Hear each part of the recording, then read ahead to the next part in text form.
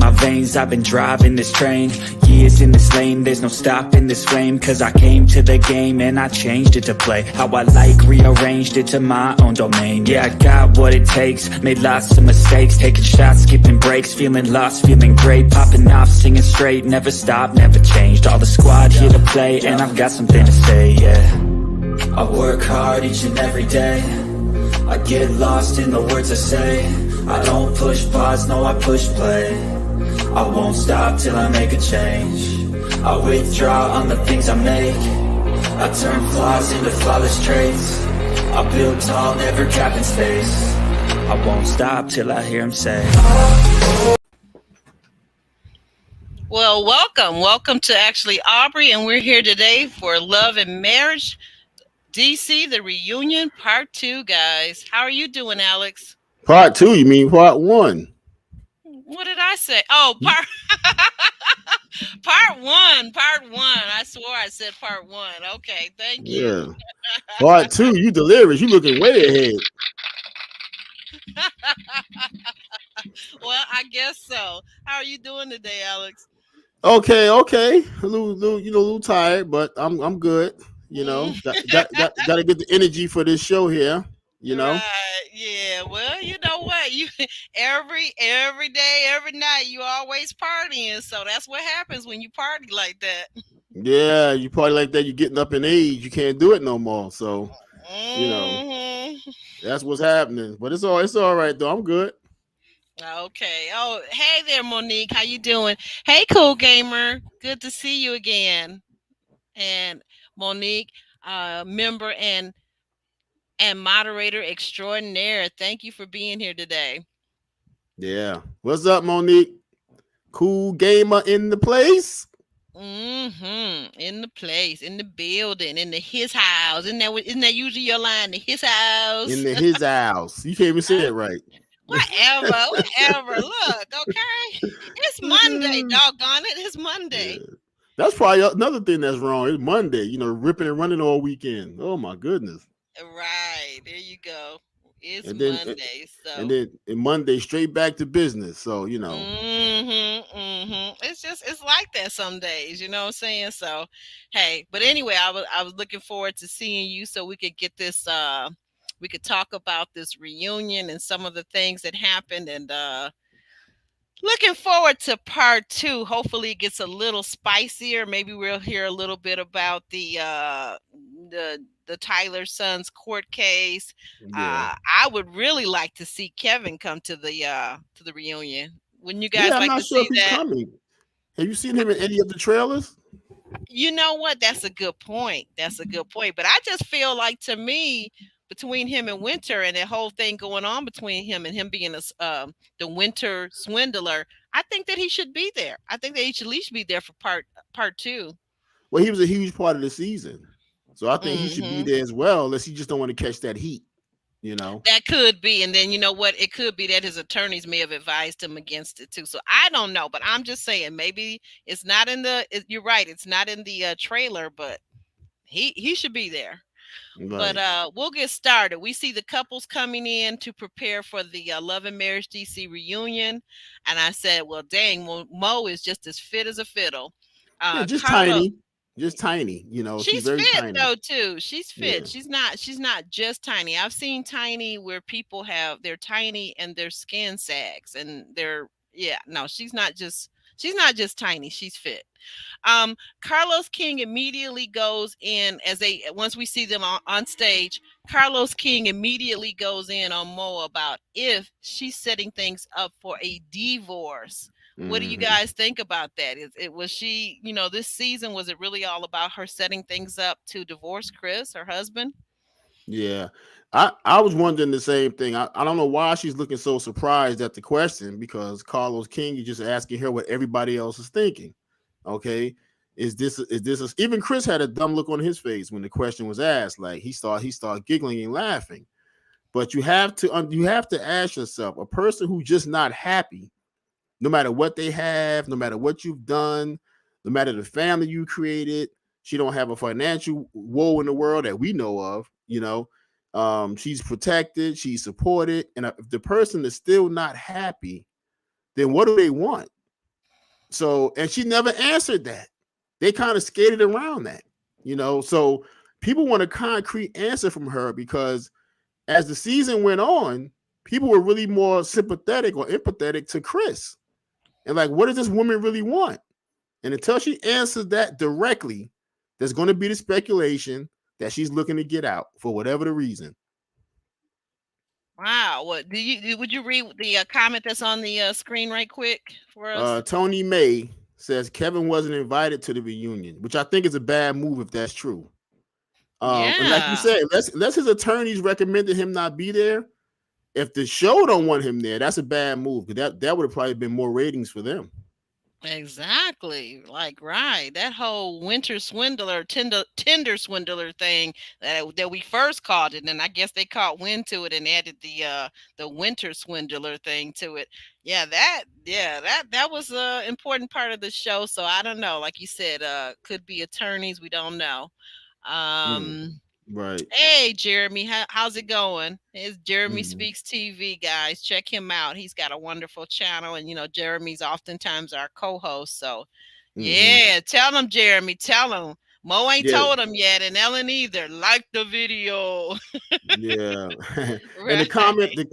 the Tony May's other comment, which is above Jeremy's comment, Oh, um, wait a minute. Oh, wait. says, Back up. Oh, wow. Tasha and yeah. Neil. What? Well, you know what? They weren't a big enough part of the show this season, in my I can opinion. see them being if there were, but here's the thing. Here's my thing. If they're going to do a part two of this, right? Because there really wasn't enough to do a part two anyway. If you're going to do a part two, then Tasha and Neil once again should have been in the second part, the second half. They could have had a tiny little role. You know how they do with Ready to Love? They have the whole crew out, but not them because they were not. They were friends to the show, right? They weren't one of the main couples, but they could have Mhm. came out in a little small part and addressed whatever the little stuff that they were mixed up in with winter, whatever, right? Yeah, well, maybe it's just not interesting enough. Yeah. Well, I was about to say something, but I'll keep that thought to myself. But anyhow, moving forward, let's Okay. yeah, hey there. Let me swap back over though to my notes. Yeah. Okay, so then we move along. Well, what were your thoughts about the question that Mhm. Carlos asked Monique, real quick, if you don't mind? Me Uh, asking. okay, so we've talked about it. I've talked about it on our previous podcast with this. I don't feel I really don't feel like Monique is aiming for a divorce. And actually, I'm going to say this. So, I feel like Monique is very shrewd.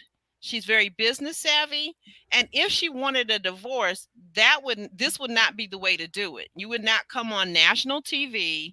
You would not try to make yourself look bad by complaining about every little thing. And as Roro would say, nitpicking. You wouldn't do that. So I think she's wise enough, smart enough, savvy enough, and calculated enough that she wouldn't have done it that way. I think she Mhm. genuinely is what we talked about this last time when we did the finale. I honestly and genuinely believe that she has an issue within herself. She's unhappy, and what she has done in this series, this season, is that she has projected it outward onto her husband. Mm. And I don't think she realizes it, but I think that's what it is. I feel like she's projecting her unhappiness and her dissatisfaction with her life and herself from past wounds that she needs to heal from. That's honestly and quite frankly what I think it is. And no wise woman, and trust me, women are shrewd enough. Women that at her level are shrewd enough to know how to angle for a divorce. And of course, she probably would have spoken to an attorney. This would not have been the way to do it. You know what? She needs some therapy then. If she's dealing with some past issues that are unresolved, she I needs to feel go and like see that's it. somebody. Yeah, I agree with you, and I said that last. If you recall, on our finale podcast last week, I said that I Hmm. really believe that Monique. I don't think this is when she's looking back at it. I don't know, and she does have a point. But I'm gonna go to the next note card, and then I want to talk about this a little bit. Okay, so then I said, but Carlos, does Carlos have a point? Do black men think that doing the bare minimum is enough? Um, Ashley says that she is also very expressive with her own husband. Do you agree with that? Do you agree with that women should be able, and I was unable to get this in the car, but that women should be able to express their concerns within their relationship? Well, first of all, do black men think that the bare minimum is enough? In It, general? it depends on what the bare minimum is for that relationship. You know, Mm. we know what women typically say they want from a man. They want protection, they want security, you know, they want financial stability, they want all of these things. They want to live comfortably, they may want a child or two or three. So if that's the prerequisite, when you get those, then that's your bare minimum. Whatever else you want after that is gravy. Okay, so Is what? it's Excuse me, gravy. sir? Is It what? is gravy. I can't hear you. Okay, So it's wanting to be gravy. emotionally connected with your spouse, that's gravy. Because some people aren't. Some people aren't as emotional as others. You know, I you didn't have to say sit down. emotional. I You said you emotionally you connected. then if you got a person that's very stoic, okay, in the beginning, but they're well off, they live well, whatever, and you marry that knowing that they're stoic, then you can't complain later. Now, if they decide they want to change and get more emotionally involved or whatever, you guys sit down and discuss it and they change, that's fine. But if that's not in their makeup to begin with and you married it, then you get what you paid for. I think that sometimes you get into your feelings, Alex, How am I in my and feelings? calm down. How, how am I in my feelings? I'm about to tell you. I was about to tell you. You You you do getting that. in your feelings because you're saying, like you get what you pay for. That type of comment gives me the sense that maybe you might be in your feelings, No, because so you basically are taking the prehistoric viewpoint that a marriage and a relationship is only for the man. It's only about him being able to get it, to have a job and provide, and then physically be strong enough to protect his woman. She's more likely to deal with cyberbullying these days in the technology age than anything else. But you're saying that that's basically enough. It's not necessary for him to help out at home with the chores. There's no division of labor in the house. There's no emotional connection that is necessary. So just sex, protection, and him having a job. That's enough. you said bare minimum, and I said the bare minimum depends on that whatever the bare minimum is for that couple. Now, Okay. if you marry a person, let's say they're a slob, they don't like to keep a clean house, but everything else is on point. The sex life is on point, the money's on point, the house is nice, whatever. But they're just not a good housekeeper, and you marry them anyway. So what are you crying about later that they don't keep a clean house? That's what I'm saying. So So go ahead. I'm sorry. it's not a matter of being in feeling. I'm stating facts. See, people marry into things, You're stating your opinion is what you're stating. no, that's a fact. If you marry somebody who's a slob, or if you marry somebody who's stoic, or any of these different characteristics, and you marry them anyway, that's what you get. You get what you marry. You don't get what you hope to have later on. You get what you got. Okay, you get what you got, but what I'm trying to get you to look at. So are you also saying that people aren't capable of change? Sure. We are God's If greatest creation. We are God's greatest creation. And one of the things that sets us apart from all the other animals here on earth is that we have a brain large enough for us to think of things and to meditate on things and to actually create change within ourselves and within the world. Okay? That's my Mhm. opinion. Okay, and the person still has to make the decision whether they want to change or not. That's a decision. And if they decide not to change, that's their decision. So either you live with it or you walk. That's it. You only have you have decisions to make too. I'm catching the comments in the chat, and of course some of them as always when we have a fun chat like tonight, some of them are related to what we're talking about, and some of them go way over to other Why you things. got to be raggedy? Why you got to be I raggedy? love it. I love it. Going back to, I just want to kind of go back here a little bit. Ellen V told Mo, because I had to ask the question to Monique: do people call her Mo? And she said, no, they better not. And then Ellen V said, oh, Monique, in my head, I always say, look at my Momo when I see you in these YouTube streets. Good thing I never typed it. And then Yeah. Monique responded back. Yeah, because you would have been blocked. Hilarious. But Monique, why don't you like Momo? Why does that bother you? a lot of people don't like their name short, and I feel like I really, and that's why I will always ask people, 9 or 10 times I will ask, what do you prefer I call you? Because some people, like most people I know, like to be called by their actual name. They don't like it to be short, and I think that's kind of a cultural thing. I feel like as African American people, there are some other people that would love to shorten your name to something that's comfortable for them rather than say your name, and I don't like that. My Hmm. son, his name is James, and it's always been James. And he was in high school when this teacher asked him, "Well, can I call you Jim?" Or she started calling him Jim, and he corrected her. And he said, "No, my name is James, and that's what Hmm. I like to be called by." So people have the right to be called by what they like. I don't know, just me, Mm. just a thought. Right. But there was something that getting back to what you were saying. So you were reading this comment. Go ahead and read that. Yeah, Monique King says none of those husbands are the bare minimum to me, not even Raggedy Jamie. And so Monique, what do you mean by that? Do you mean that because these are, like, I guess what your boy Kevin Samuels would call the high value men because they all make over 6 figures? Is Yeah, that yeah. why I you mean, saying they're not the bare minimum? yeah, Even though. Monique, Hmm. think about what most women say they ask for, and then ask, Hmm. are these men providing that? Forget about the other intangibles. I'm talking about the most of the stuff that women say they ask for. Are these men providing that? The intangibles are something different. Okay, we're talking about the necessities at this point.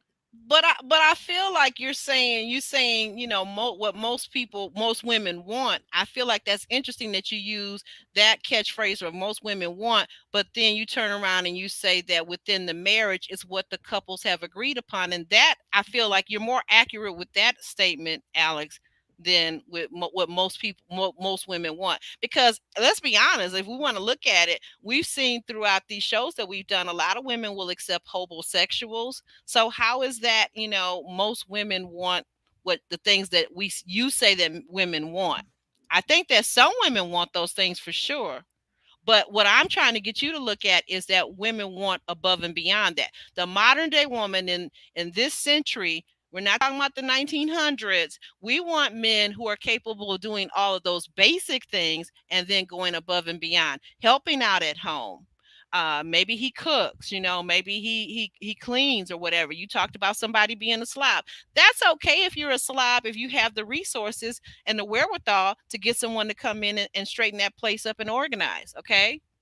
You see Mm. what I'm saying? So I, there's a variety of different things, but being emotionally disconnected, like you said, okay. So yeah, some people that might be their trait.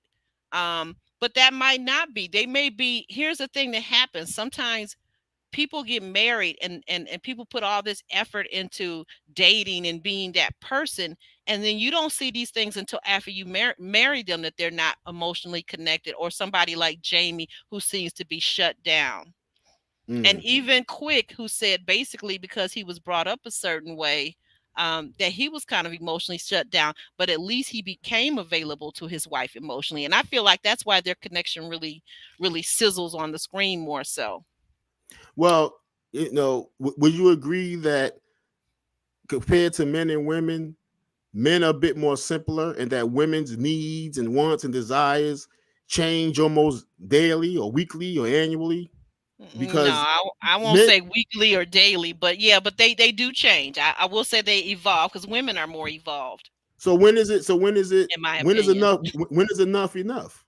The men can never do enough because the more they do, okay, now you've done this. Can we do this? Why Okay, why now don't we've we done pick this. why don't we pick a couple as an example? How about this, Alex? Why don't we pick a couple as an example? If you want to talk about Mo and Chris, or Monique and Chris, then say that, but don't assign the characteristic that we're talking about with Monique to all these women, because all of these women clearly Arena is not that person. She does not have those desires, and she doesn't seem to be bothered by her husband being a basic kind of a guy.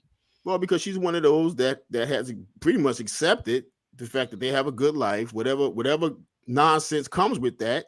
She's okay with it. She's been there a long time. Okay. Chris Hmm. Chris seems like he just can't do enough. She's always, I just need this. I need this. I need this. Okay. I'm home with the kids. You at the radio station. That's still not enough. I mean, what does she want?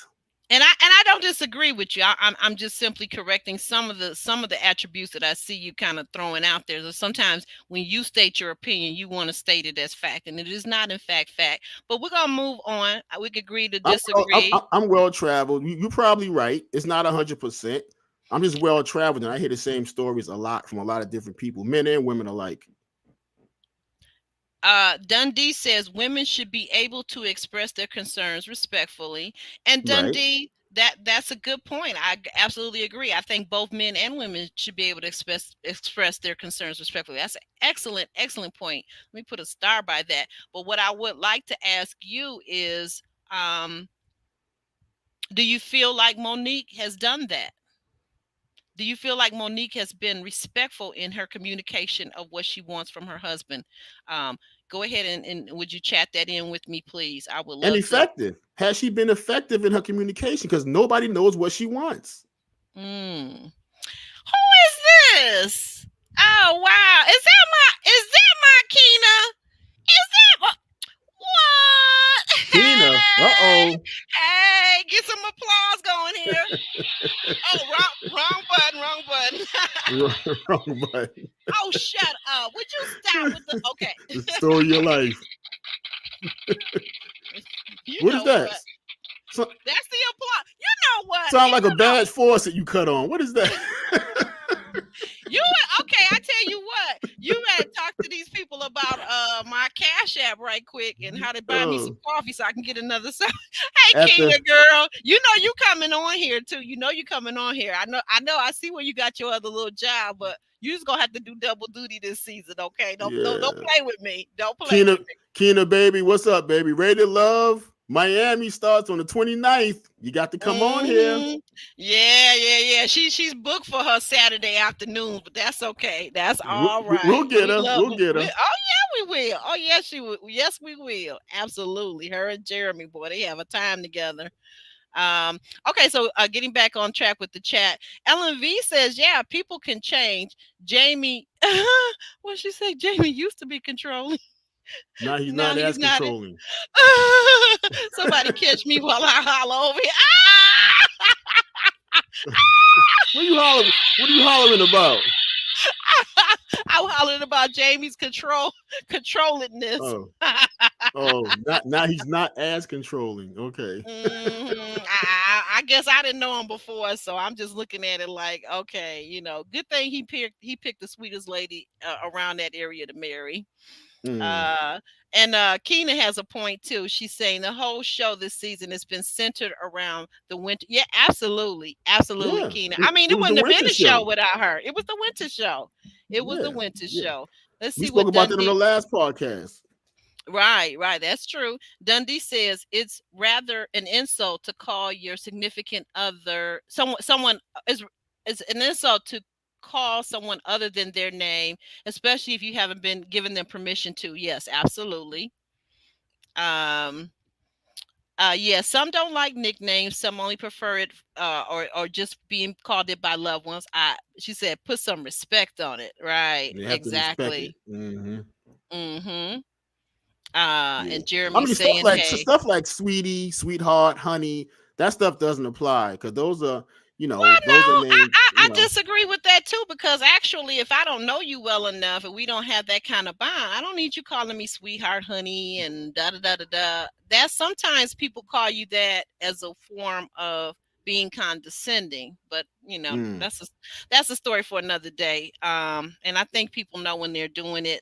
Sometimes if they don't, they'll get checked. But it's reserved for relationships. Don't call me. Just don't be calling me all those terms of endearment. If we're not dear to each other, it's not really necessary. How about that? So you don't like to be called bootylicious?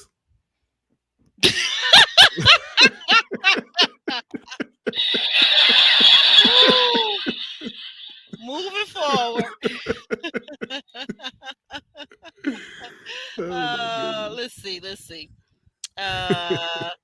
And I put down here in the notes as we continue on that men should be able to express their concerns as well, but Mm. oftentimes, again, like you pointed out, I think the comment that you had about men just not being maybe as emotional, and don't get emotional confused with emotionally expressive or Right. connected. That's not the Mm. same thing. No.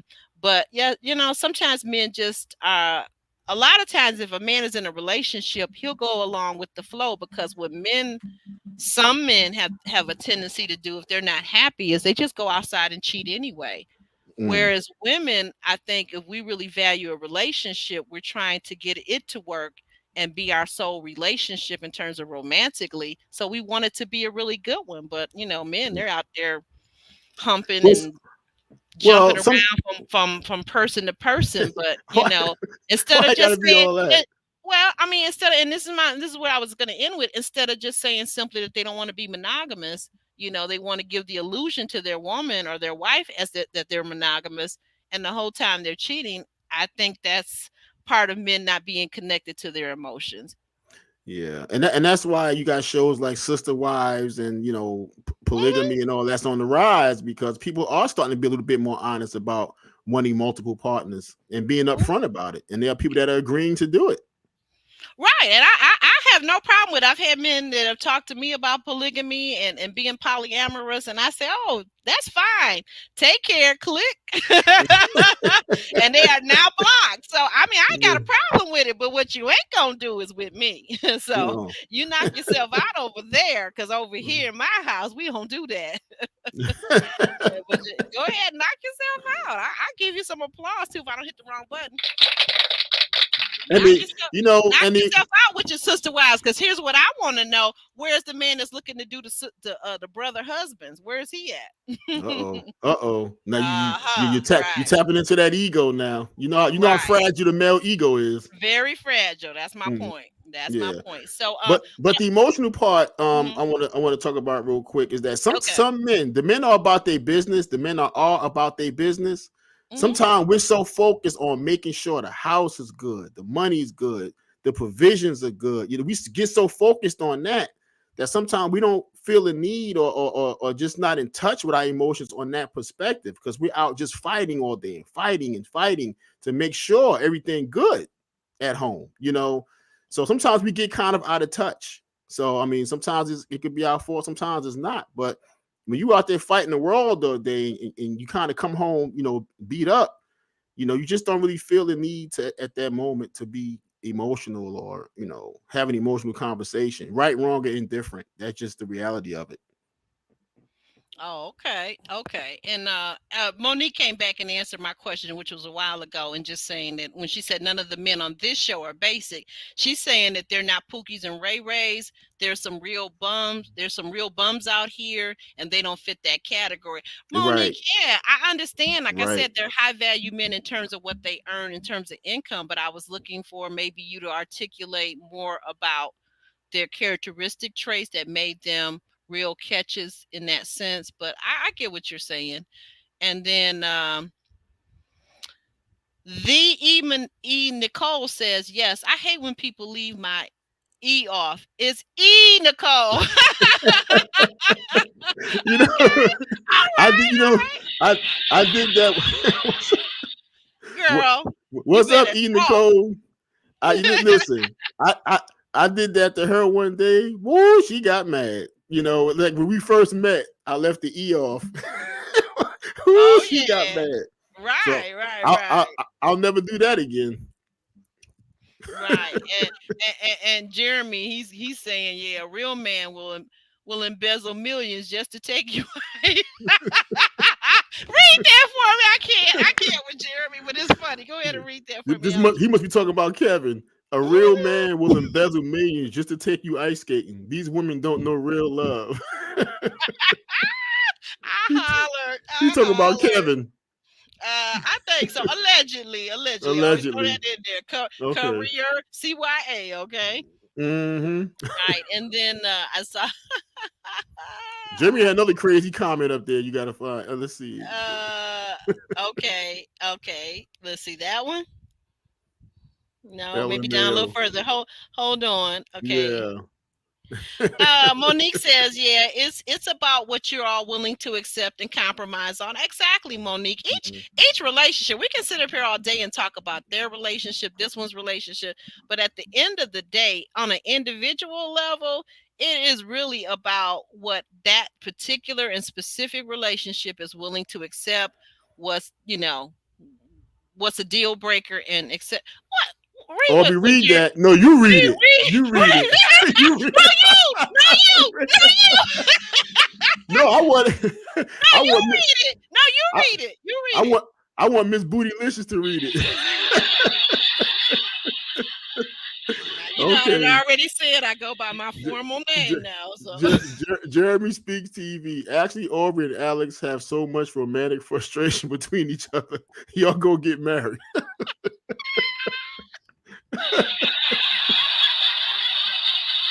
Jeremy, I holler. There is no such thing. I don't know what you're talking about over there. I plead the fifth commandment. And in the meantime, while you guys are having fun over here, like the video, and thanks for the people that are still coming into the room. I'm really appreciating the all the attention and all the travel. Go ahead and like the video as you enter the room, please, and thank you. Okay. Here we go. You gonna go back through the chat? Oh, Yeah, Kina. I'm still getting some things. Oh yeah, thank you, JM Blog. I appreciate that. Absolutely. Just to Yeah. reiterate what our moderator Ellen has said. Absolutely. Okay. Yes, ma'am. So Kina tuning up for this season of Ready to Oh, okay. Love. Oh, okay. Is this a comment that you were saying about with Jeremy wanting to? Is that what No, you the were? one. No, the one about the sexual frustration. That was. Oh, we already did that one. Okay, okay. That's Yeah. what you were saying earlier. Okay. Oh Okay. yeah, there's my girl. That's our newest member, Ravine. Hey, welcome on in the house, there, 18 member. Hey, yep. Okay. And we're gonna go back over to the notes. All right. And you kind of did a thank you, Alex. Actually, you did a very good job of expressing about the emotional part of relationships, and I appreciate having your he said here, even though we don't always agree on things. Okay, so what does Winter know about Quicksilver and Jamie's alleged outside activities, or is she just fishing? What's your thoughts on that? I would like to know that as well because she keeps saying she knows things. People have told her stuff. She may have receipts, but she's not proving anything. It's always when you go into a court and you have a trial and the Mm-hmm. person is sitting there defending themselves, the whole courtroom can know this person did it, but it's not what you know, it's what you can prove. There you Okay. go. There you And go. this is why people get I agree. off. You may know they did it, but they're going to walk if you can't prove it. Okay. Right. So I want to know what Winter is talking about. What does she have on them? Now, the picture that's been painted throughout the season, of course, with Jamie falling asleep at red lights, not answering his phone. And we'll get to that later because Yeah, that's coming remember, up in the notes. it's coming up. She's coming up. Guys behind his back trying to sleep with his wife.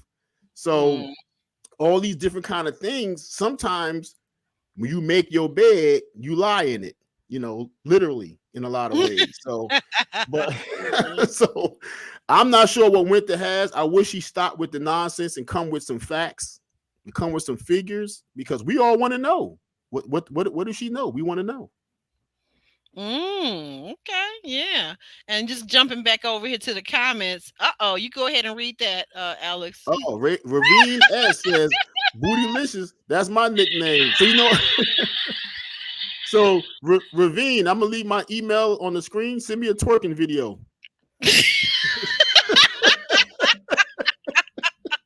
You do not have good sense at all. No, you don't. No, you don't. And even LMV knows it. Oh, Ellen knows me very well.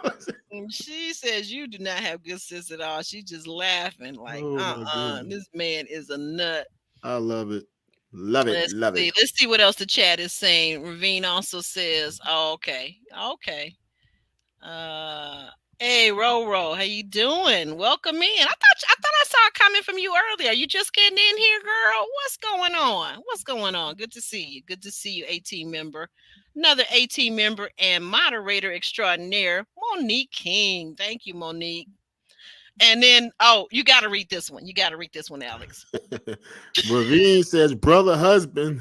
Yay, let's go. Right, exactly. Now I can really get my oil changed in my car. That's what I'm saying. Shoot, and take that trash out too while you're at it, babe. Cut that grass. Make sure not a blade is uncut. Gonna have me working. Oh, Oh you my. and the other guy. Oh, okay. So you all for polygamy, huh? I'm just saying, if I were for polygamy, it would be where it favored me, not where it favored you. That's all I'm Oh, I saying. see. Oh, hmm selfishness. If I were, Mhm. well, hey, it's only fair it goes the other way too, right? Keena Yeah. says it's clearly that production planted Winter to be the villain, and she was coached to yes, she was Yeah. Oh, coached to yeah. push buttons. That's how the yes, Mm-hmm. Keena, I'm with you on that. Applause, applause, applause. Mm-hmm. Keena, And we spoke about you know that. the deal. You know the deal. We spoke about that in past podcasts that she was put there to add the drama. You know, she brought the drama. Oh, okay. She said, "Oh yeah, Nicole is tuning in from both her accounts. Oh, okay. She using her bootleg and her other one too. Hey. Now, which one is your bootleg, Nicole? Okay. Well, we Oh, I accept see. both. Oh, okay, I see. Okay, right. So that because I always thought about that. Okay, that's you on everything. Is that you? And then the Nicole. Is that what it is? Yeah, Okay. that's her on everything. On everything. All Yeah, right. All right. everything. Uh, okay, and Monique is saying maybe in response to I had asked the question again earlier. I don't think that is a positive character trait. They do spend time with the children. They protect their wives as best they know how. Okay, Mm, yeah, that's true.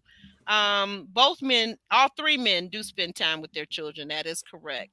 Um, yeah. okay. All right. Okay, let me slide. Oh, hey, Chloe's in the house. Hey there, Chloe. Welcome in. Mm, Welcome in, girl.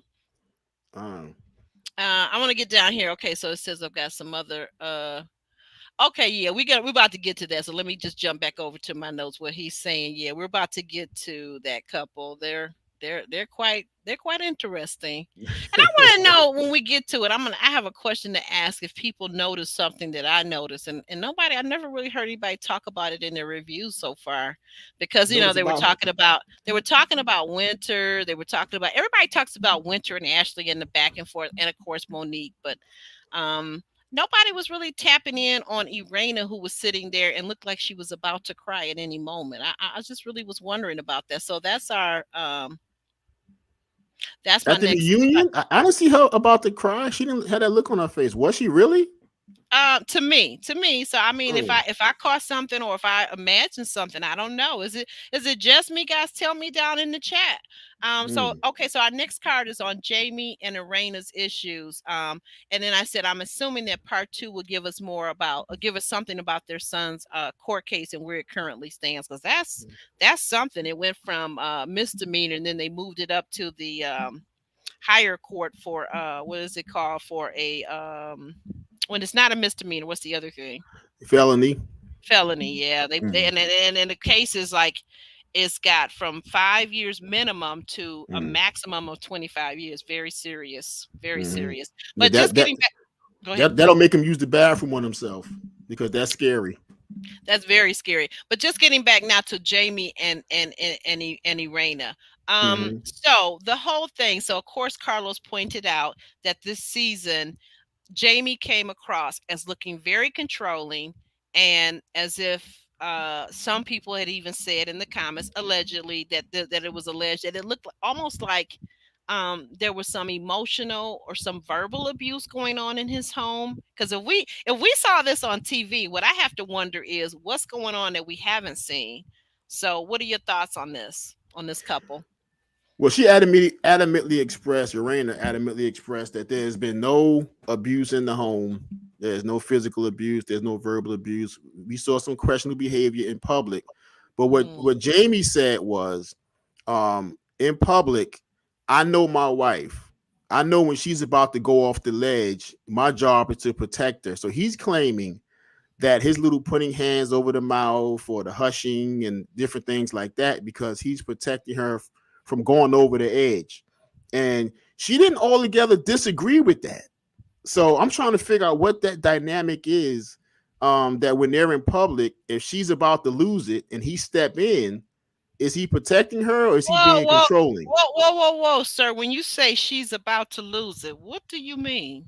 When she about to go off on like Winter or something like that, like she did at the brunch. She stood up and started getting in Winter's face like she wanted to fight and these kind of things.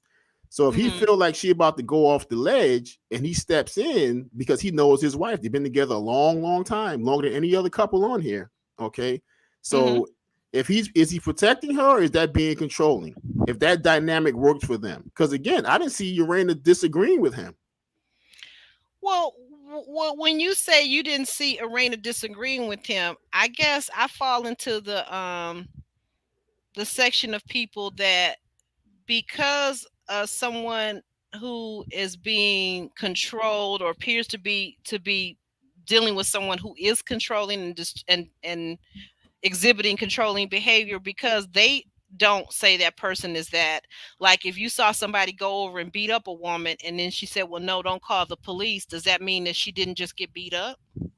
I've been in that position, and I told you this story It's not. before. It's not. I know, but I'm Yeah. not asking you for the long answer. We're in court. I'm just asking you for a simple yes or no. Does it mean that the person did get beat up because they Oh, say she they got don't? beat up Oh, for okay. sure. So again, I'm using that as an analogy. I'm not Mm. saying the woman got beat up. Don't nobody go back misquoting me because that's not what I said. But I'm simply saying that as a person who's experienced abuse, don't nobody have to tell me what I saw and what I heard. Just as simple as that. Okay. Right. Hmm. So she can say whatever she wants to say, but here's the thing: what I want people to think about is anybody considered the fact that we found out that she came from a home of abuse. She came from a home where her father went to prison when she was a very young girl and never got out. He died in prison. She So was does 7. any so right. So does anybody consider that if you grew up in a home with abuse, physical abuse, verbal abuse with your mother being abused, does anybody ever stop to consider that that person hasn't really seen a healthy relationship? So therefore, are they really qualified to, you know, tell the rest of us what the healthy relationship is because maybe they haven't healed from that what they saw, just like I'm saying that Monique doesn't seem to be a healed whole individual, at least not this season that we saw, which is now past, right? I don't see that for Arena either, and I like Arena, don't get me wrong. Just my thoughts, just my opinion. Don't So nobody are have you to are you tell me if I see somebody getting beat up. Don't nobody have to tell me that that person did not get beat up. I'm are sorry. you are you prepared to say that it's possible that their whole 26, 27 year marriage, has been, not happy, No, that she has not dealt with these that's issues? not what I'm saying because to me, they can't tell me what my relationship is, right? That I have. They can't tell me what my relationship is, right? Because they don't know. So I'm willing to say that I can't say to them what their relationship is for them, whether it was happy, whether it's fulfilling. I can't say that, but I can simply say it's not a relationship that I would ever tolerate. Well, look, she obviously she's still troubled by the fact that her father was a thug. She called him a thug. He was in the streets. He went to prison when she was 7. He died in prison. There was never any real closure because she could never say goodbye or go to her funeral or whatever the case was with him. There was a lot of abuse with her mother. So she grew up in that. And when she was telling the story, she's still crying over it. So it still touches a nerve. And Uranus late 40s. This happened when she was 7. So is she still dealing with that? Obviously. So I didn't know that. My heart went out to her for that because I kind of could feel that pain that she was going through. So but to say that the 26 20, and I'm not saying you said this, Aubrey. I'm just saying that to say that the whole Yeah, 26 please don't ever 27 put words years, in my mouth, right? no, I'm not saying that. I'm just saying but to assume or to assert or whatever that the whole 26 27 years was a controlling abusive thing, that wouldn't be fair either. That wouldn't. And I'm not saying you said that.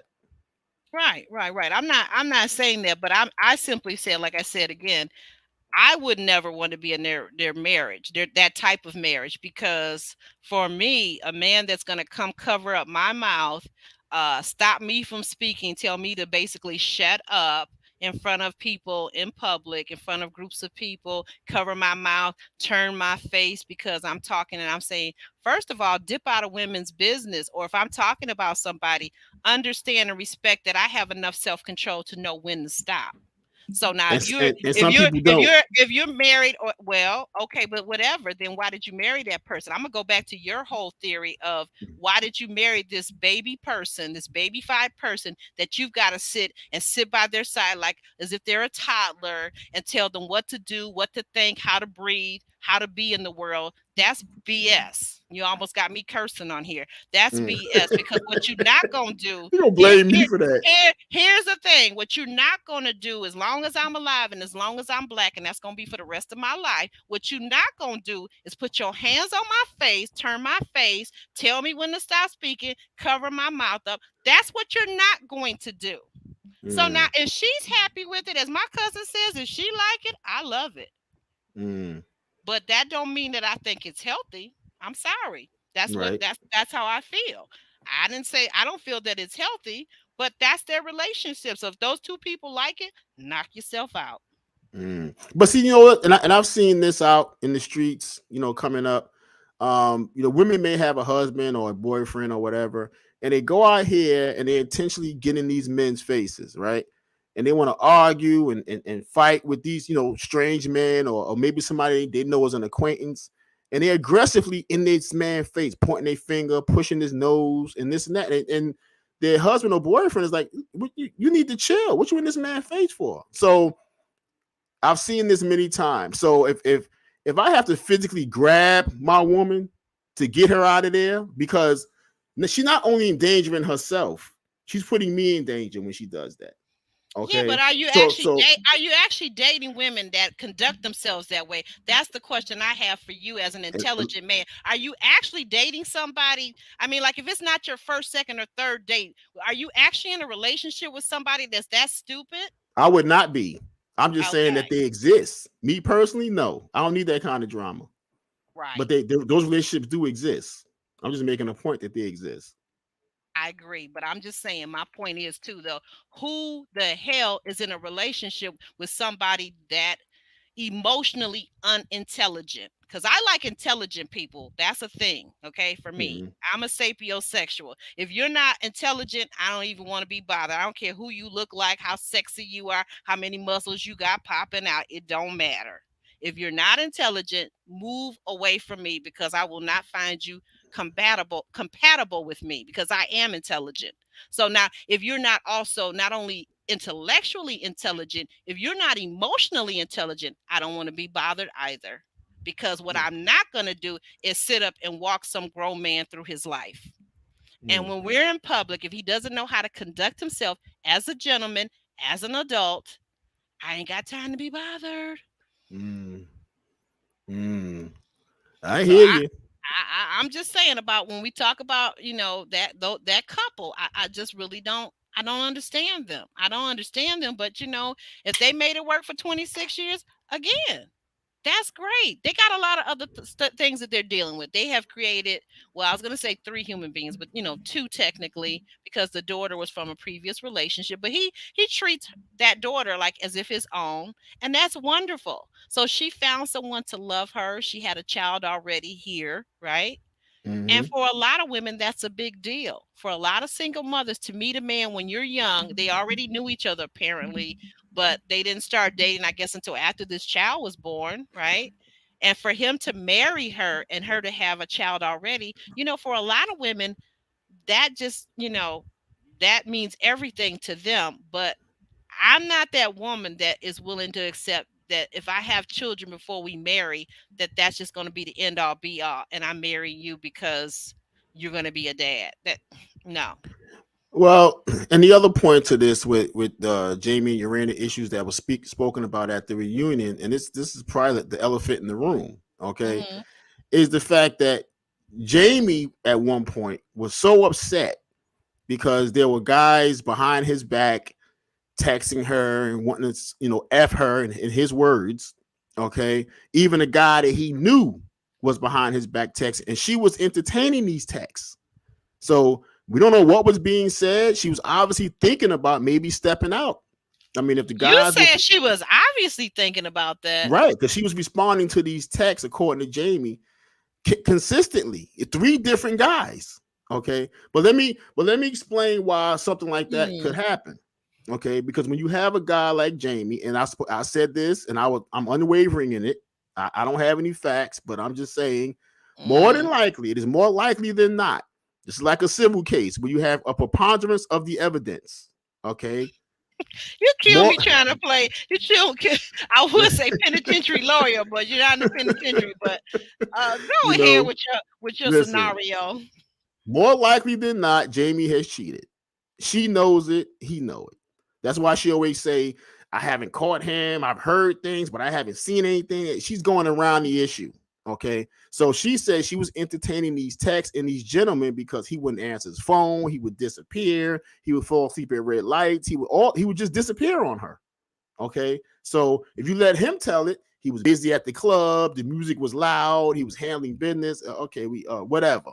Okay, so she so she was Well, like entertaining these. I just had to interrupt just for a quick little break from Mississippi. So my best friend who lives in Mississippi always says, "Ain't nothing open after two but legs, baby." So Yeah, go that's ahead. it. He was in that club life. So Hmm. for her to entertain these gentlemen, okay, she may have been trying to get his attention. Like, listen, if you don't come home and take care of business or whatever the case may be, because we know he have a problem with the oral stuff involving sex. He has Oh an my issue with goodness, that. how do we know Okay, that he said because he that? said that. Remember, Oh, remember before she he said said it. it. She said it.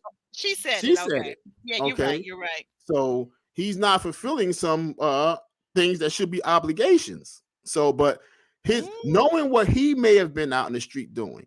See, the male ego is so fragile. When he found out that she was entertaining three gentlemen, one of which he says he knew, he went ballistic. He was livid.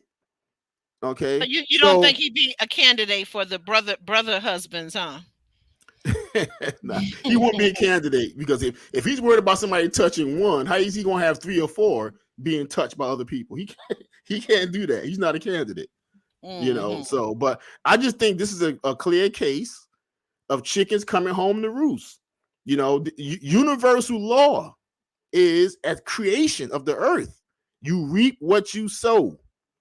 And that law has been here. It'll never go anywhere. It is what it is. So if you want to go out here and you have a wife or a husband and you don't want to answer your phone, you got a flat tire. Oh, I was in the emergency room, or I fell asleep at a red light, or my cousin Craig got shot, or whatever excuse you want to make up for not answering your phone and not being home at a decent hour, then you're going to get back what you're giving out. It's that boomerang effect. Right, right, right. Well, yeah, that's I don't know. That's just weird. That's just really, really, really, really weird. Um, yeah. Our chat is saying, Geo Vlogs H Town says, yeah. She says, wow, they've been together 26 years. And De Sosa had a good point. I agreed with her earlier. She was saying that Arena is grown, and women need to accept full accountability. I agree. I agree. Wait a minute. I'm sorry. I hit the wrong button. DeSosa. Yeah. We are often addressing the men, but not the women who choose that life. Yeah, I guess you're right. I mean, but like I said again, I don't excuse the behavior. I don't have to. But you're right. There is a choice involved in it, and even if I were to look at it just intellectually, I will say this: if I was to look at it in the beginning as a young woman, accepting that type of behavior from a man, because you're excited and glad to be married to someone, and now you have a father for your child. But to continue as you evolve and grow as a woman, to continue to allow that behavior to exist and continue between you and your husband, I don't think it's a good idea. And That's what I'm going to say. it's not even natural as human beings not to evolve. So to your earlier point, Aubrey, people should evolve in a relationship and change as time goes on. So I'm not disputing that point, but Hmm. people still have to make a decision to change or not. It's still a Yeah. decision you have to make. And sometimes the decision, as we have, and guys, if you go check out our safer love with Sonia G from Let the Lady Speak podcast, if you go back and check out recent video that I just did, we talk about that. And as Sonia points out, sometimes it's a point too to know when to leave the relationship. Sometimes it's important to know that you can walk away at any given time. I don't care how much time, how much money you have invested in another person. You should always have that whole sense of self-preservation, that you come first, that how you feel really matters. And I'm not saying that's how Irena feels, but I'm just saying women have to know that leaving is an option. Mm. And so I responded to the Sosa. I said, yeah, Irena grown. You know, she Yeah. wasn't grown when he met her at 18, 19, but now certainly in her late 40s. She grown now. She She grown. grown now. She been grown. I would say to me, anytime you hit 35, you're grown. So you have the resources, especially when you have money or your husband has money, so it's yours too. So you have the resources to look at things a little bit differently. But if you choose to stay, like I said, if she like it, I love it. I love it. Yeah. And Yeah. that's sarcasm too. So just for those who don't know, My that's mother would sarcasm. always say that, you know. Yeah, She would always say that. there's a strong dose of sarcasm in it because I actually Mm. don't. But but who am I to say what she should do with her life? That's her choice. Mm-hmm. Monique says, not the police detective. Read that one. I can't with Monique. Read that one for me, Alex, please. Monique King says, not the police detective passing out from drinking at red lights. So Yeah, that's been thrown around all season. Yeah, he did say that, and I just found that kind of odd too. Monique, I thought the exact same thing. Like, how are you even on the road if you've had that much to drink? How are you even legally on the road? But we know that sometimes people in a certain profession don't always follow their own rules. But we're gonna move on from that because Roro got a point to make to Alex. Alex, read that one for me, please. Oral is an obligation? Question mark. It is if that's what's desired. See, anytime you have a mate or a spouse who desires you do a certain thing and you don't do it, you are in essence opening the door for expiration because they will find somebody to do what you won't do. Okay. So if you are doing it and they go out there and do it anyway, you take their excuse away. But if you don't do it and they go out and do it, they have an excuse. Well, you wasn't doing it. I needed it done. You didn't want to do it. So he did it or she did it. So take the excuse away. If it's a desire they have, what's the problem? If they don't have the desire, then you don't have to worry about it.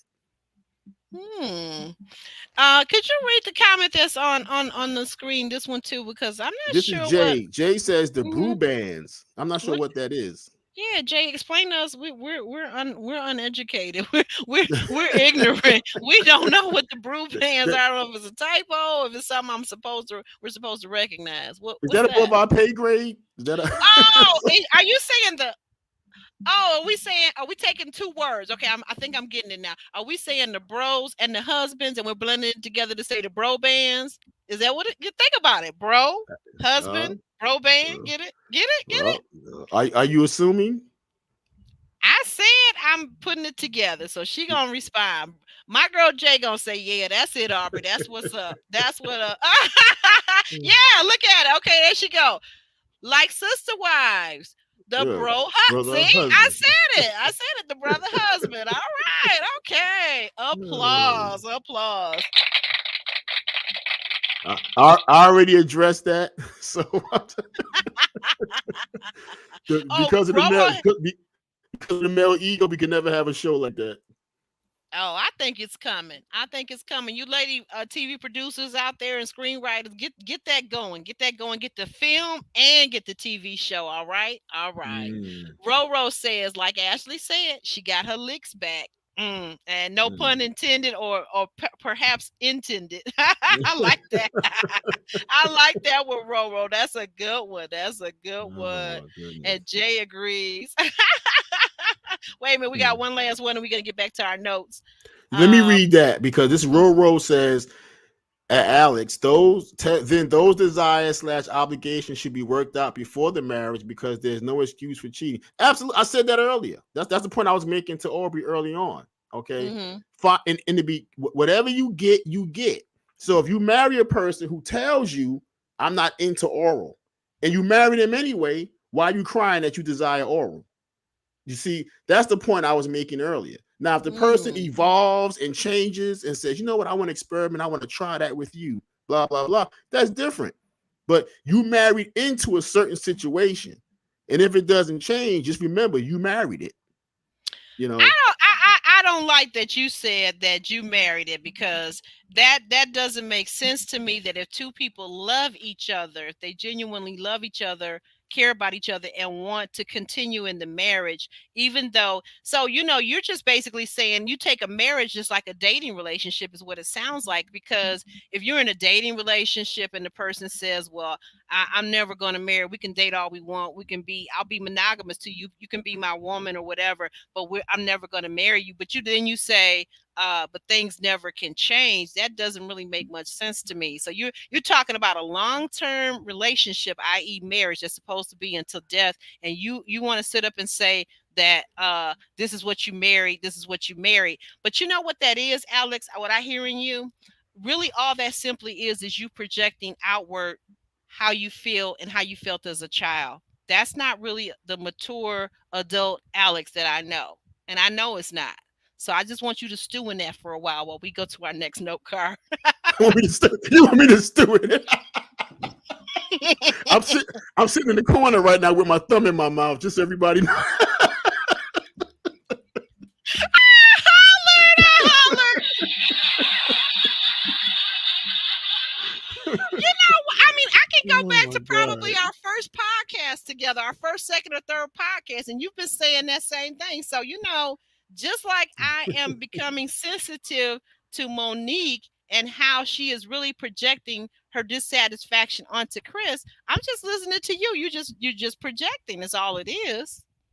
That's not really a solution. That's not really, see, men who are leaders, they look for solutions, right? Would you agree with that statement?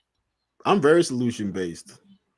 Okay, then. So then it's So not the thing. So and it's I've not the evolved. thing. Is not, yes. And so then it's not the thing to say, dear. It's not the thing to say, honey bunny, beloved, Okay, sweet cake. bootylicious. Okay, babe. Holler.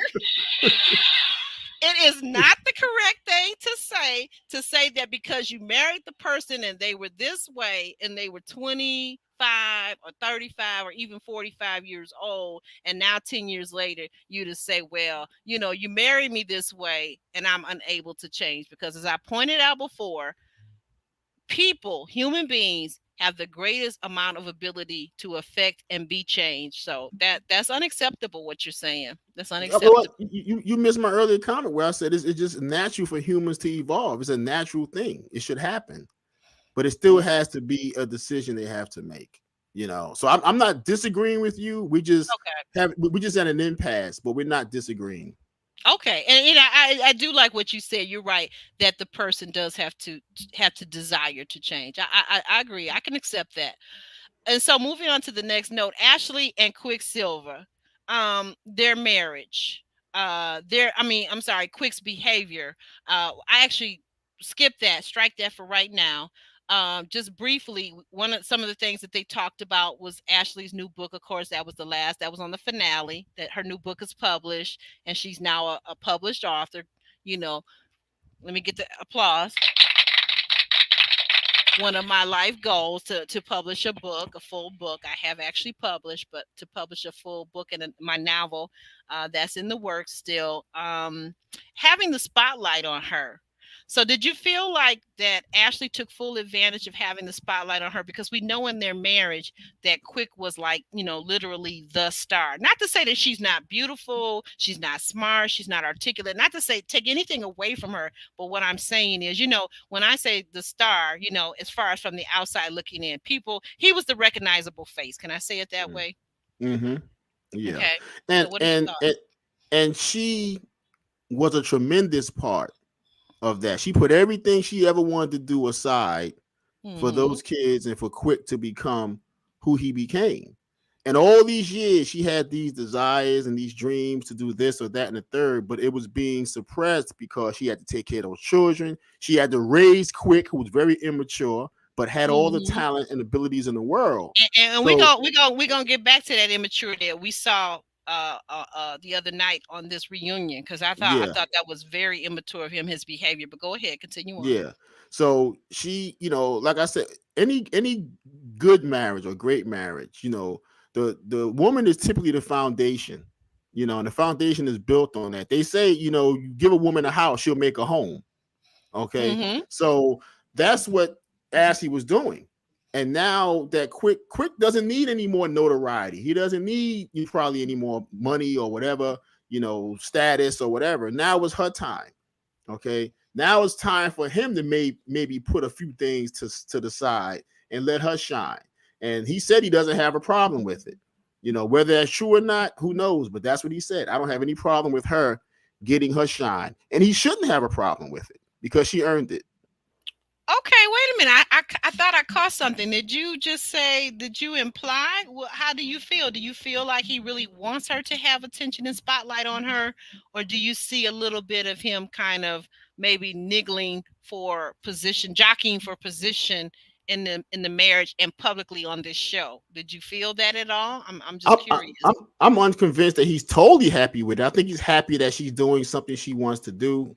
But I don't think he's totally happy with her having a spotlight. He said he went somewhere one time and got off the plane, and the fans were like, "Hey, aren't you quit?" And he said, "Yeah." He got his chest stuck out. Yeah, yeah. And the young lady says, "I told you that's Ashley's husband. I told you," you know. And he said he was fine with that. He said he was fine with it. So whether that's true or not remains to be seen. We got a side conversation going on in our chat, and I just want you to read. I just want you to What? read this What is comment that? by our beloved co-host Jeremy Speaks Oh, TV. Jeremy, Lord have mercy. What did he Jeremy just says say? he says to Ashley Aubery, arching her back every time he calls her that. I can hear it.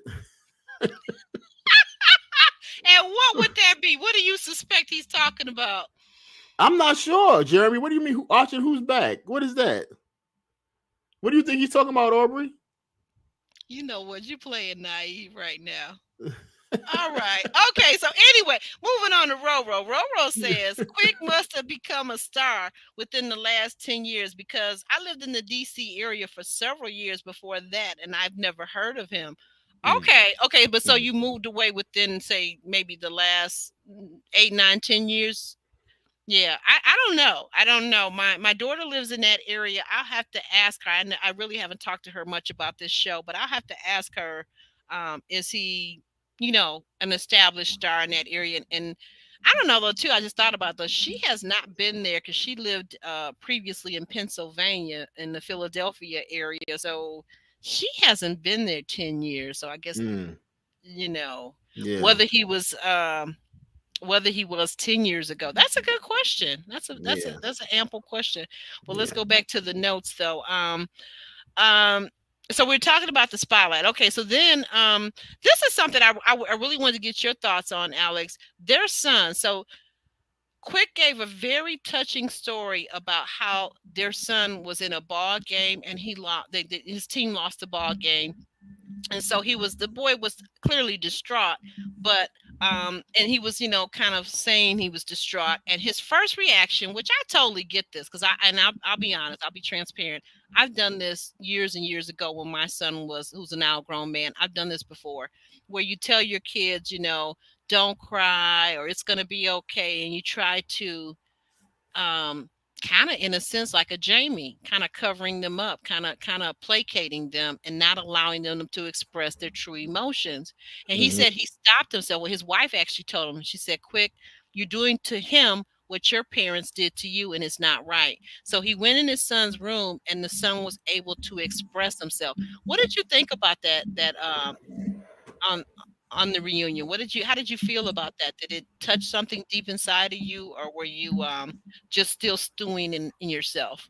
Well, still stupid, right? Well, Quick was at a crossroads because he had to decide.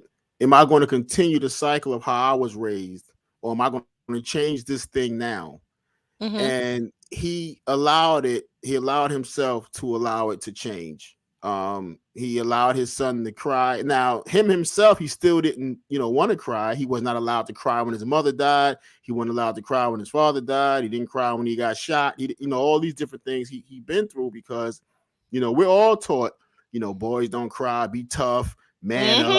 man up, stick it out, Man up. so Yep. forth, and all this And different we're kind of saying things. things like, well, not to cut you off, I'm sorry, but it's so funny when you stop and think about it. We're saying things like man up to like maybe even a 4 or 5-year-old little kid, like man up. Right, Like, man up really? to a 4-year-old, right? So that doesn't make any sense. And then crying. Although I'm not a big crier myself, but Mm-hmm. crying is healthy. This is why women It typically live is. 10 years longer than men, because Mm-hmm. crying is healthy. It allows you to relieve yourself of all that stress and anxiety coming out. It comes out in those tears. We were created to cry. That's why we are able to cry. That's how the Creator made us. Okay, so I've cried when I was happy. I was so happy. Sometimes tears have come out of my eyes out of happiness. So everything's not about being sad and things of that nature. So I think Quick was at a crossroads. I think he's growing in that area because a quick story. One of my favorite basketball players of all time, Dr. J, Julius Irvin. Mm-hmm. Years Right. ago, they were in the championship series or the Eastern Conference Finals with the Boston Celtics. And Boston Celtics had the great Larry Bird, all those great guys they were playing with. Oh yeah, And I know so about that because I know about the bad boys. you know about the bad boys, So, Mm-hmm. Dr. J was with Philadelphia, and he was just an awesome, awesome player in the NBA. So they Mm. had the Boston Celtics 3-1 in a 7-game series, and Boston came back and won that 7-game series. Okay. And the Mm-hmm. doctor said it's the first time in his NBA career that he wept over a series or a game. Wow. And then Really? yeah, Really? yep. And the next he went to the locker room and he wept. And the next year they beat Boston, you know. So it was healthy for him to get that out. And even if it wasn't, he didn't feel like it was healthy, it forced the issue. The tears forced the issue. A Mm. lot of guys, because we don't want to cry, so we'll sit there and be like, we just holding it. Right, right, No, right. it's like let it out, bro. Come on, just let it out. You know. And when you get one of them good hard cries, you'll fall right to sleep. Everything just Yeah, comes out of you. yeah. Well, speaking of everything comes right out of you. Read that one. Um, you cry when 3 seconds is good. What does that You, mean? sex, Alex. Oh. Substitute. Want to read? You want to try I, reading it again? yeah, you cry when sex is good. I haven't. But I've been reaching for stuff that wasn't there. So, let's just say that.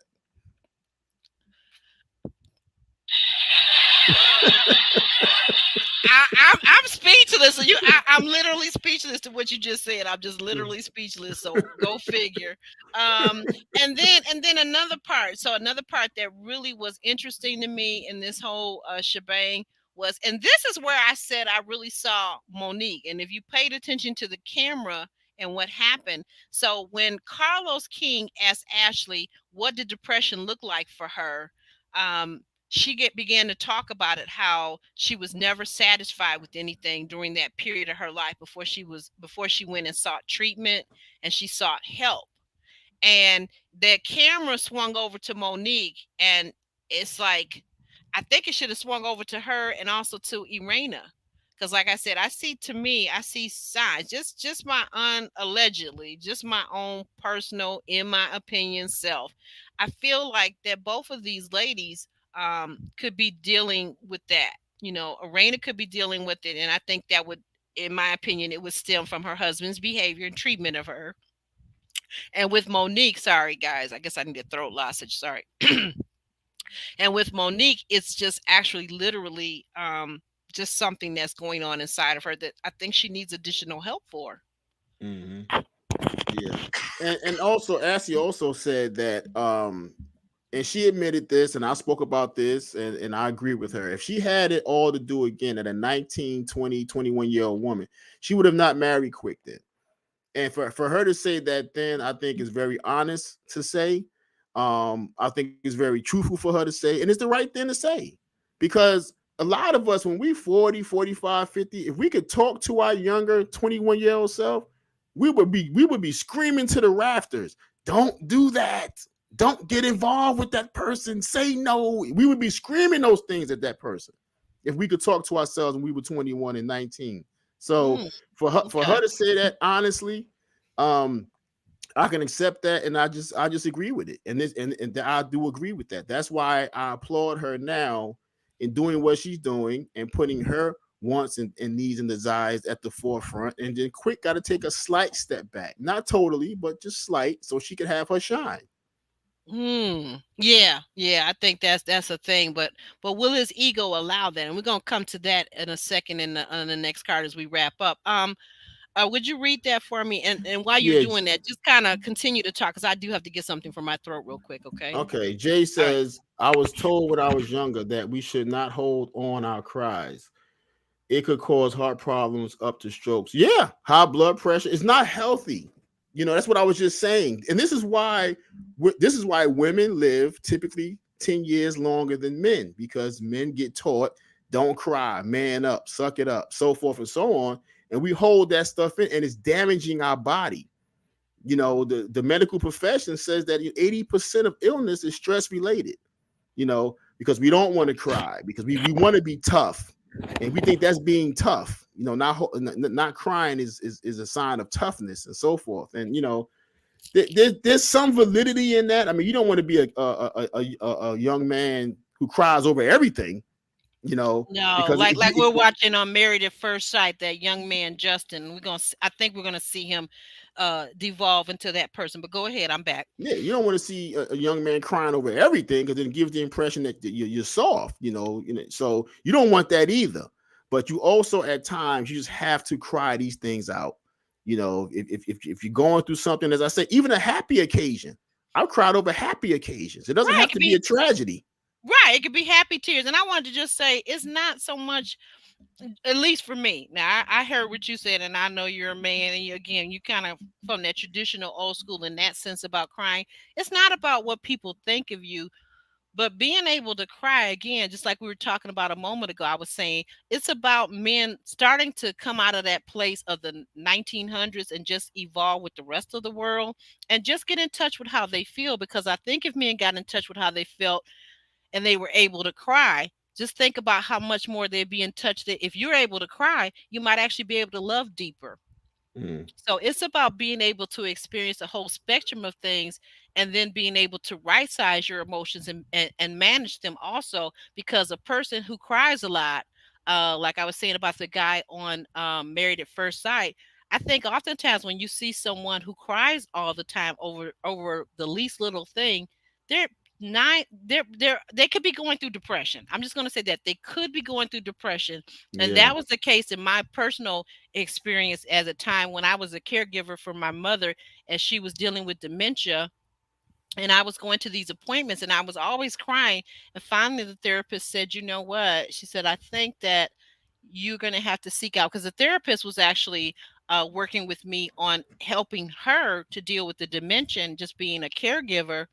And she said, "I think you're going to have to get a someone else to see, because I think in your own life you're dealing with depression." And turns out she was absolutely right. So somebody that's always crying at the drop of a hat, there's an Yeah. emotional problem going on. There's an Yeah. emotional issue that's deeper than just them being a quote unquote crybaby. Right. Right. So that's just something. But so we're gonna look at some other comments. Yeah. Let me D, read this one. go ahead and read it Uh, because I got this in my mouth. Go ahead. Yeah, D says Dr. J probably cried more because the officiating gave Boston those wins. We know how that works. D, I was very bitter because I was a you know, Right, right. I was very bitter because I was a 76er fan and just a huge, huge Dr. J fan. And when Boston, and I hated Boston. I hated Boston. A lot of us hated Boston, Yeah. especially if So you lived in yeah. Detroit at the time or you were a Detroit fan, right? Right. Yeah, I hated Boston. So yeah, probably had something to do with the officiating. But Larry Bird and those guys were great. You can't take it away from them. Oh yeah, Um, absolutely. yeah. Keena, I'm done, Alex. Reaching for what? You know, Keena. Oh, I'm I a, didn't think about that. I'm like, what is she talking? Then I remembered you your know, comment. Oh I'm gonna my keep it lord. PG-13 for I Aubery. holler. I'm gonna keep it PG-13 for Aubery, Yeah. but I'm Well, just gonna don't say, you get kicked off as my yeah, co-host because I don't I'm have to not getting replace kicked you. off. But I'm gonna tell you, some women had me feeling so It's good. J I didn't Dub. know. It's J Dub. Are you available for next week? Oh, go ahead. Yeah, Go ahead. You yeah, say talk it, to Alex. him. Keena, there were just some women who had me feeling so good. I didn't even know what planet I was on.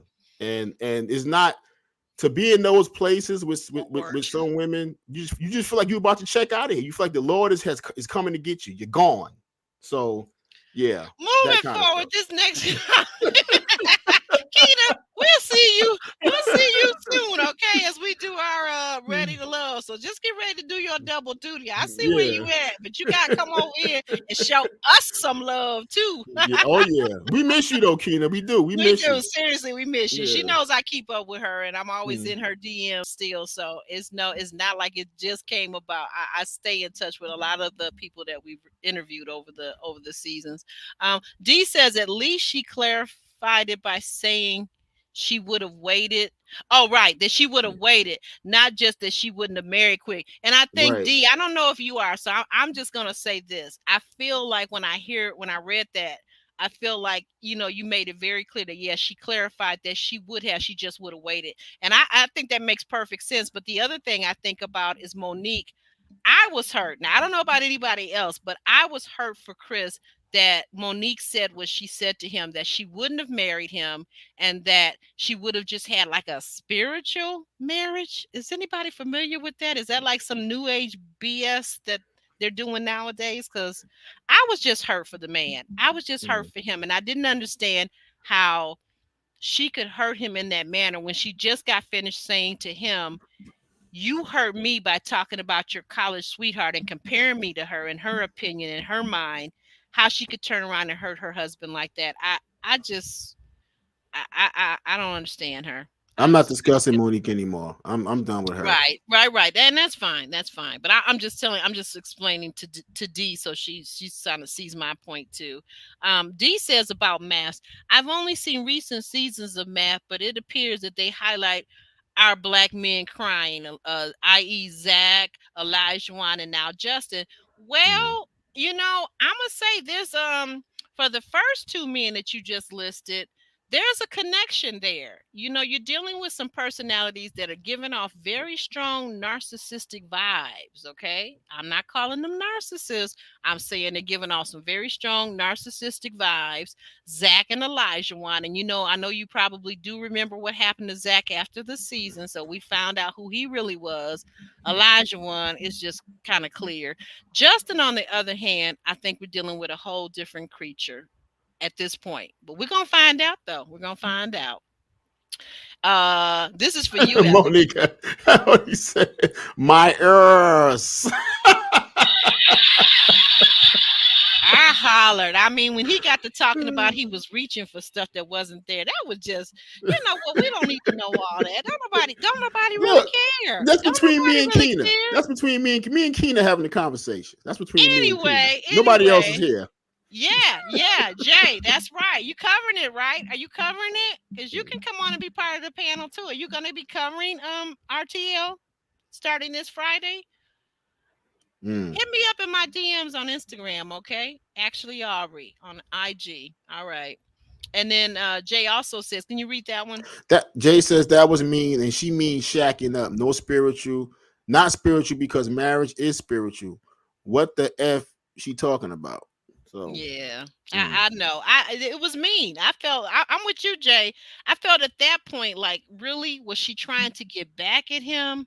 I mean, what was the space? We know things are edited, but I'm like, to something, Alex. I have to agree with you. Something you said on an earlier podcast last week is that she knew that he wasn't deliberately trying to hurt her. You've been with this person for 20 years, 15 years or so, married for less than 10, but I'm saying altogether, you've been with this person for like almost 2 decades.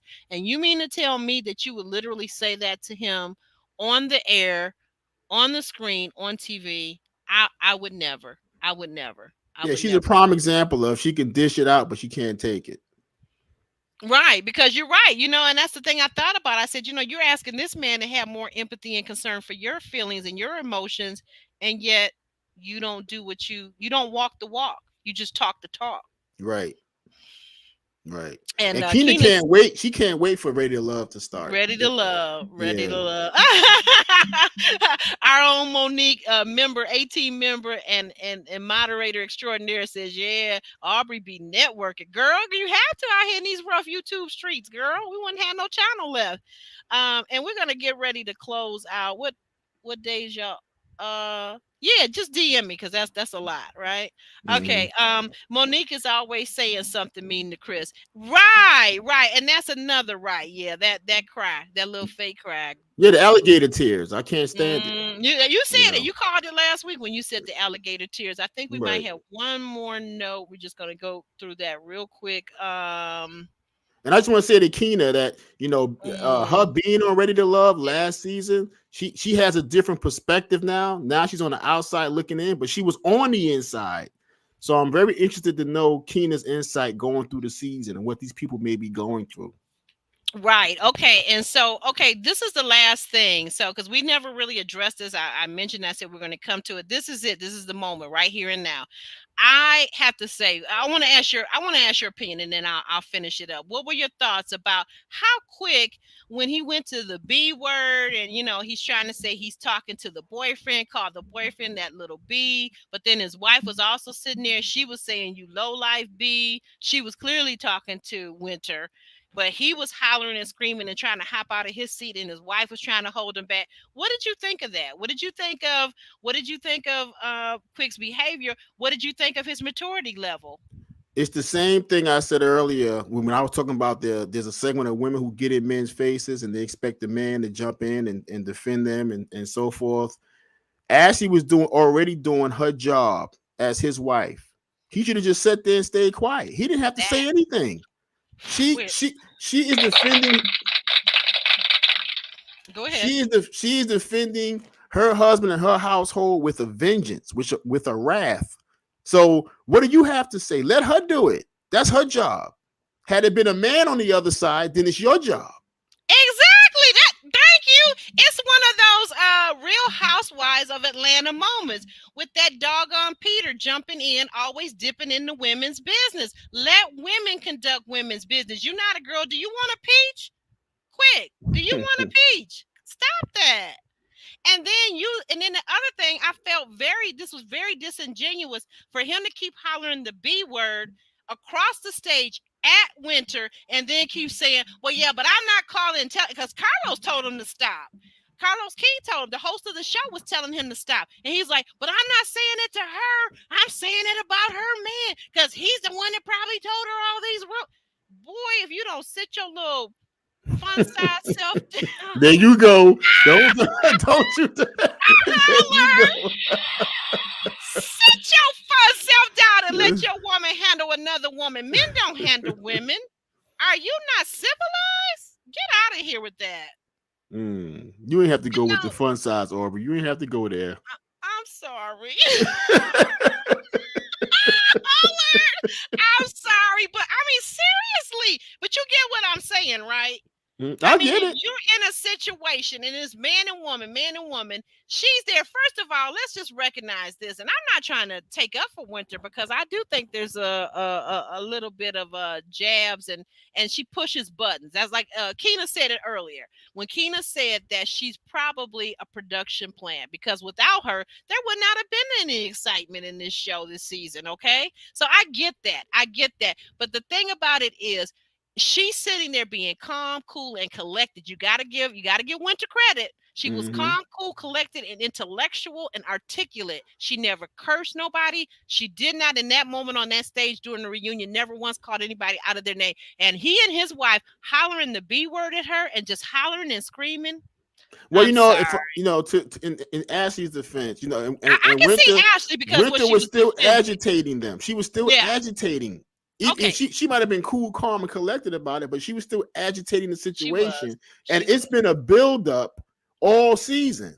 So now this is a reunion, and Ashley just unleashed on her, And so, when them buildups happen and the person come out and start screaming, and lucky she couldn't get her hands around her throat because she probably would have did that. Well, I and you know, and Ashley looks like she could take somebody, but it's not Mm. about that. You are giving the street side of it and the reality in the real world for those of us who are civilized. It's not about who can kick whose butt. It really is about staying calm and proving your point in my mind. If you're intellectual, it's really about staying cool and proving your point. Or if you even if you don't prove your point, how about you really actually care about your reputation? How about you actually care about appearing ladylike or just civilized? How about that? I get that Ashley was triggered and that she was upset. But here's another thing. Can you answer this? Because now we're gonna go kind of roundabout. But why was Ashley seeming like she was upset with Winter throughout the whole entire season? Do you understand what that was about? Because I don't. Yeah, yeah. They were upset with Winter because Winter No, came not on. they. Ashley. Ashley Okay, specific. all right. Well, okay. Okay. Winter came on the show announcing all of her pain and all of her agony, what she'd been through with guys, and announcing herself as a relationship coach or therapist or whatever. I mean, she led with all of this. So Mm-hmm. right away, Ashley looking at her cross out like, what is she bringing all this up for? This is a nice event, so forth, and she's bringing all this up. And that's Mm-hmm. kind of been the theme throughout the show. Winter looking for sympathy or empathy or understanding in her situations, Kind of and being like a playing the victim role type of playing the thing. victim role. And Yeah, and I and do feel that too. it ran its course. As she got tired of it. I mean, they've been tired of it, Hmm. So it ran its course, and she just blew up at her at the end. But in the beginning, Winter led with that. Winter led with being a victim. She did. She talked about her husband. She talked about the first husband who was the NFL player. Well, they both were, but the first husband that they were married, I think 15, 20 years, and how he cheated on her, how he had a baby out of wedlock with their housekeeper, nanny, whatever, someone who worked for them. Could you read the comment that's on the screen as we wrap Yeah. this up? Amoni King said he looked like a rabid dog up there hollering. She's probably talking about Quick. I believe Yeah. she is. Yeah, Mhm. and that's what I thought. I mean, I'm sorry. It's a thing to decide to let somebody bring you out of your character, or maybe that is your character, or maybe Mhm. that is your maturity level. I don't know, but it's a thing to let somebody bring you out of your character. Now if you get to hitting on, or maybe defaming my spouse, if I had one, if my children, but what she was saying was something. See, here's my problem with him getting so upset. Like somebody said it just right here, right here. D says it. D says it perfectly. It's giving guilty. See, so Winter wasn't talking about his wife. She was not, God forbid, talking about his children. She was simply talking about him. So now, if it's not true, what's there to be upset about? Mm. What's there to be upset about? Because he was looking like he was kind of looking like a little bit like a little fun sized rabid I dog. mean, I mean, I mean, he could probably. I mean, to his defense, he can go at Winter. I mean, they are the same size, so it's. Moving on. So G says, but I'm sorry. remember that everyone heard, and this is the other thing. See, to her point, everyone has heard these rumors already before. It was Carlos who asked about the receipts. So Right. that's the other thing. If it's a whole thing, and then let's look at this. Last week, was it not last week where DJ Quick was talking about how he had cheated on his own wife? So why is it Yeah. okay for you to talk about it and poke your chest out like you're such the ghetto street man that plays the whore role? Why is it okay for you to talk about it, but let somebody else say something about it, and now all of a sudden you're upset? Well, it's his place to say it. It's not her place to say it. Well, He and he if did. they're on a whole show called Love and Marriage, apparently it is her place. Well, and he didn't poke his chest out. He was just making a He did. revelation to his wife. He He didn't did poke his poke his chest out. chest out. Because let me tell you Um, why I say I'm gonna tell you exactly how I know he poked his chest out. Because the two people that had the floor were Tasha and her husband Neil Lyon. Okay. And mm, Neil was talking about some things that had happened in their marriage. And here come Quick poking his chest out, talking about how he was a cheating man. Like a lot of men in that culture that love to play the whore role, like that's a big thing. Like, yeah, I'm a black male whore. Yeah, that's cool. That's what's up. That's what I do. Yeah, let's go to the barbershop and talk about all the women we got on the side and them little side babies, like Martell Holt. Okay, allegedly. I know I got a little You a carried away, mess. Oh my but goodness. but but I talked to you about that culture thing. You're not gonna convince me. Somebody got to come on here. A certified psychologist, sociologist got to come on here and tell me that's really not a thing in the black community. That black men walk around talking about how they cheat, and that makes them feel good. That makes them feel more manly. Can you take these next couple of comments and we're gonna get ready to wrap it up and roll on out of here? It Because does exist. I came up in it. It does exist. I know it does. I know it Jay, does. I've seen it my whole life. yeah, me too. Hmm. Jay says, yeah, she told all her business, and the ladies didn't use that against Winter. Though they questioned her directly, however, she used what the ladies shared with her spitefully. Yeah, yeah, she did that. And Monique was the instigator. Period. Monique instigated all season, like we say, she throw a brick and hide her hand. And then this next one, I'll take the last two. Can you read that one also, Yes. Jay please? also says, let's not forget Winter says she has receipts, but going to say she was going to share them. That would set them off. Absolutely. Don't tell me you got proof if you're not going to show it. That's what was aggravating me. Exactly, Jay. Now I agree with you on that. Tell me you got proof, and it's something recent. We're not talking about the stuff that he's already shared with his wife 15 years ago at the beginning of their relationship or some such thing. But tell me it's something recent. Show me the receipts. Give me the receipts. She says she's got text messages and whatever, whatever. Where they at? Where they at? Are we Right. gonna get them in the second part two? Let's only know. And I'll take this. My friend Jay Wiley says, and also a moderator extraordinary here at actually Aubery, said that men are proud of it. Jay Mm-hmm. Wiley, it is, but it's a whole culture. Okay. Mm-hmm. Yeah, and DeSosa Oh, says oh. Napoleon complex, poor guy. And yeah, a lot of smaller men deal with Mm-hmm. that. That's how he probably got caught up in the streets, trying to prove he's a bigger guy, and I'm gonna be in the streets. I'm a big guy in the streets, and they fight. It's a real thing. They struggle with that. I know. I've known a lot of shorter men in my life, shorter guys in school when I was in junior high, high school, elementary, and they struggle with that tremendously. So But they it's a real struggle with thing. what?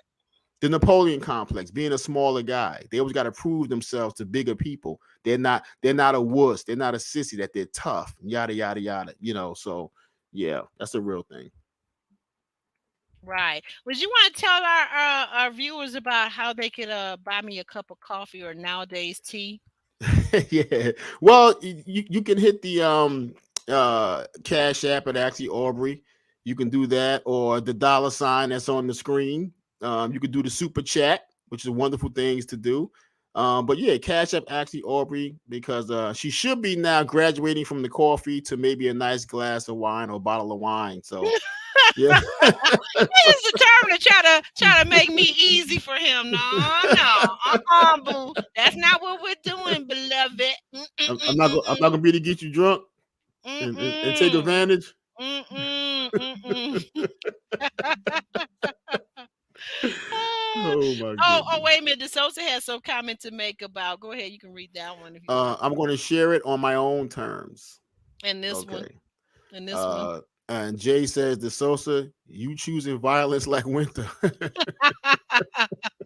You guys have been wonderful. I just want to thank you for coming, hanging out. If you haven't already on your way in, please hit that like button. You guys don't realize how much it actually helps us to stay in the algorithm, to stay out here. If you enjoy us, you know what? Go ahead. If you've been here a couple times now, your family, go ahead and hit that subscribe button, hit that notification bell, and we'll be back and we'll see you on our next, what is it, Alex? Our next what? Our next podcast is Thursday. Our next